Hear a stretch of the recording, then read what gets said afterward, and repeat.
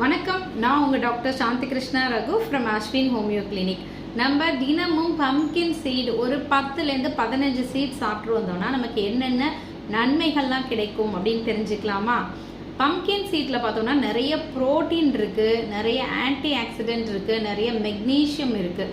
So இந்த protein நமக்கு எலும்புகள், நம்மளோட தசைகள் உருவாக்குறதுக்கும் எலும்புகள் வலுப்பெறதுக்கும் நமக்கு ரொம்பவுமே ஹெல்ப் பண்ணும். இதில் இருக்கக்கூடிய மெக்னீஷியம் அப்படின்னு பார்த்தோன்னா அது நம்ம ஹார்ட்டுக்கு ரொம்ப நல்லது, பிளட் ப்ரெஷரை குறைக்கிறதுக்கு ரொம்ப நல்லது.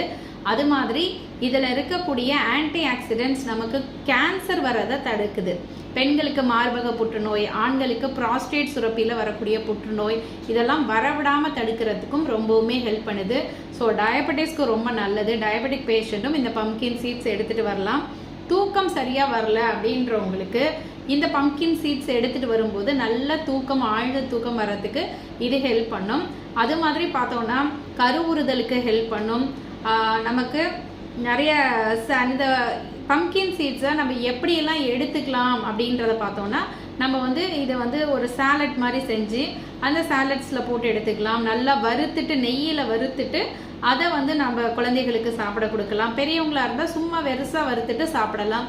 ஸோ இது பார்த்தோன்னா குழந்தைகளுக்கு நோய் எதிர்ப்பு சக்தி அதிகரிக்கிறது மூலமாக எல்லா நோய்களுக்கும் ஒரு எதிர்ப்பு சக்தி கிடைக்கும். போன்ஸ் வலுப்பெறதுக்கும், குழந்தைகளுக்கு நல்லா வளர்கிறதுக்கும், ஹைட்டாக வளர்கிறதுக்கும் இது ஹெல்ப் பண்ணும். ஸோ இந்த பம்கின் சீட்ஸை குழந்தைகளாக இருந்தாலும் சரி, பெரியவங்களாக இருந்தாலும் சரி, தினமும் ஒரு 15 சீட்ஸ்லேருந்து 20 சீட்ஸ் கம்பல்சரி சாப்பிட்டுட்டு வந்தால் எண்ணற்ற மருத்துவ நன்மைகள் நமக்கு கிடைக்கும். ஸோ மறக்காமல் ட்ரை பண்ணி பாருங்கள். இது எல்லா டிபார்ட்மெண்ட் ஸ்டோரில் எல்லா இடங்களையும் ஈஸியாக எளிமையாக கிடைக்கிது. மறக்காமல் வாங்கி தினமும் எடுத்துகிட்டு வாங்க. நன்றி.